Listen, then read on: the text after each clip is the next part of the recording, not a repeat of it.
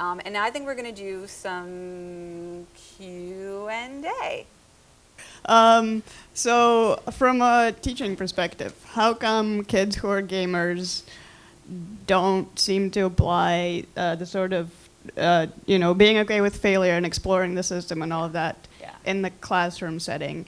And how can I make them do that? Yeah, I mean, there are a couple of reasons. I mean, in classroom environments, there tend to be more consequences for failure, right? I mean, even at the younger levels, if you don't do well on something, you will be perceived as not being good at that. That could affect what group you're put in. As you get older and you fail a test, it counts towards your grades. You don't get to retake it. I know there are a lot of schools that are experimenting with trying to create structures for failing that more closely resemble games. So schools where you can take a test as many times as you want, the same way you would play a level as many times as you want, to focus on mastery rather than performance anxiety. There's a chapter 4 in the book talks about, though specifically, why do only some people seem to bring the gameful mindset to everyday life. And at least 41% of gamers do not bring this to everyday life. And it has to do with whether you view games as being escapist, or whether you view them as being a part of your real life. So we have this bias. We talk about games as being escapist, and you think you leave reality, and it helps you forget, everyday life. And when people are playing games, we tell them they're wasting time, right? People who feel that way tend to play games more when their life gets more stressful, because they see it as this kind of coping mechanism. The same way some people drink more when their life gets stressful, or they eat junk food, or they just... and so then their problems get bigger, and so then they have to play games more because they're more stressed out now. And it creates this downward spiral, and that's actually the number one predictor of who becomes addicted to games, are people who see games as escapists. People who benefit, and sort of the way out of that seems to be people who focus when they play games on how they're getting better. So I play this game, I'm getting better at spatial intelligence or teamwork or coordination or designing or creativity or whatever it is. So the really practical answer to that question is to talk to kids about the games they play and say, what do you have to be good at to be good at this game? Or to model back to them, wow, it took you 4 days to finish that level? That sounds really hard. You must be somebody who, when you have a goal, you don't give up until you really succeed. And start to help kids see that there are real character strengths that are part of who they are, not just when they're playing games. They don't have to escape reality to have those feelings or have those strengths. So there's a whole chapter about how you do that in chapter 4. Excellent. Thank you. Yeah. Oh, now I have the mic. I've been talking about SuperBetter a lot with a friend because there was just an article in the last Psychology Today about it, and we thought it was cool, and we had this whole discussion about what are our power-ups and what are our bad guys. Cool. And that was cool. So my question is actually a question from my friend who says, please ask. I'm curious as to how effectively people use SuperBetter to deal with issues I might be concerned about, like procrastination and mild anxiety, rather than deeply debilitating depression, etc. Right. Yeah. Okay. Well, Sue, I'm gonna give it to you straight here. This method seems to work better and better the more difficult your challenge is. So we crunch the numbers, and people who signed up to I want to lose 10 pounds, I want to run my first 5K, I don't know, I'm just bored with my life, I want to change. Those people do not register a lot of benefits. And there's sort of measurement tools inside the system where we look at changes in things like courage and optimism and things like that. Those people don't register as many changes. Whereas people who come with big problems, I just lost a family member, I've been diagnosed with something, I have always suffered with anxiety, they register the biggest changes. So I think that's important, and there are lots of reasons that would make sense why. I mentioned the idea of post-traumatic growth earlier. As I explained in the book, the SuperBetter method at its heart, what it seems to do is promote post-traumatic growth. In order to have post-traumatic growth, you have to have some kind of, serious challenge or trauma. Now, there is a version of post-traumatic growth that does not require trauma. It's called post-ecstatic growth. So I also talk about that in the book. But it still requires you to do something that is extremely difficult. So running a marathon, not a 5K, a marathon. Trying to maybe write your first book, starting a company, becoming a parent for the first time. So positive things, but that will really force you to kind of dig deep and cultivate that new form of strength. So the short version is it might help, but it will make a bigger difference in the lives of people who are really struggling with something. So one suggestion is, you just put it on your phone now, and hopefully you don't need it, but maybe someday it will help you more.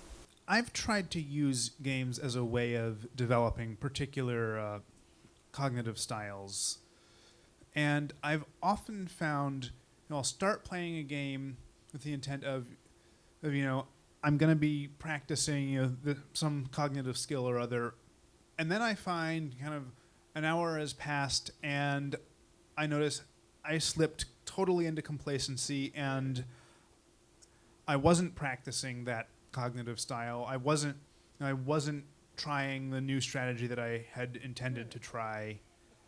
How do I maintain the focus required when playing games to make sure that I actually do use them as that sort of practice rather than kind of idly passing the time? Well, that's really interesting. I mean, that's because on one hand, I would think from what I've seen that idly passing the time is actually totally fine. That it will do the same thing. You don't have to adopt a particular style of gameplay or strategy. What you want to do to make sure, so we talked about playing a game you've never played before will make that mindset happen faster than playing a game you played 100 times. So maybe it'd be more a matter of making sure that you're exposing yourself to different games, different genres of games. If you've never played a certain genre, to try to sort of expand your competency with different kinds of games. I would think that aspect of making sure that you're always requiring yourself to be learning and improving is probably the most important aspect of it.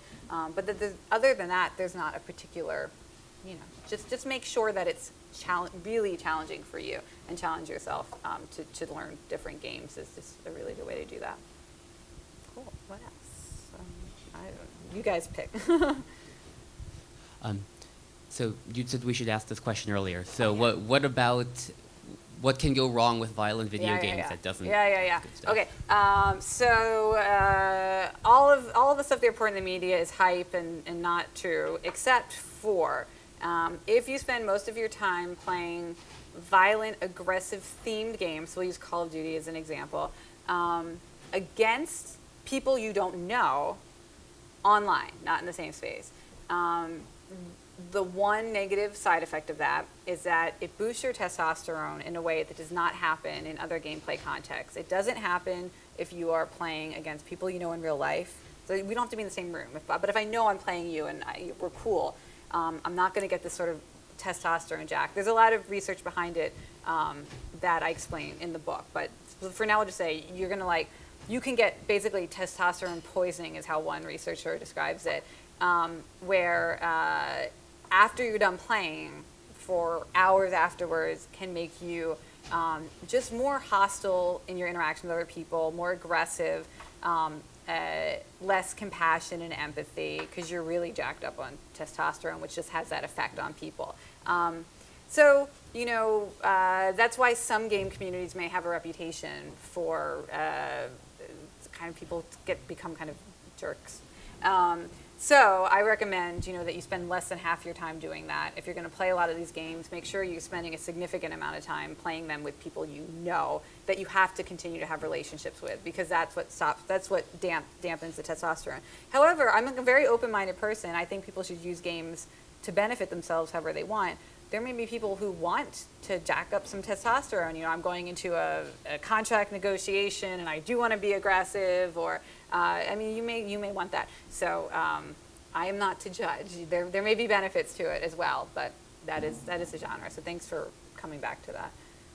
I'm curious if you've investigated any relationship between your work on PTSD and other work like Van der Kolk's The Body Keeps the Score, you know, ideas of trauma being stored somatically, physically. No, I'm not familiar with that, but the name is very evocative. Your Body Keeps the Score. Yeah, that was a new book, The Body Keeps the Score. I'm gonna buy that. That's great. Thank you for that. So I was kind of curious about the reference to motor neurons, Yeah. knowing some of that. It's pretty controversial, and it only applies to sort of where motor activity is involved. I'm kind of curious, not knowing anything about the gaming world, Yeah. and people watching these video screens of other people Yeah. playing. How much of that is like, actual physical activity that their motor neurons can actually relate to versus intellectual, like if it's Scrabble or some boring thing. Yeah. I can look at golf and I'm always turned off. Yeah. I mean, I would contest the idea that it's just.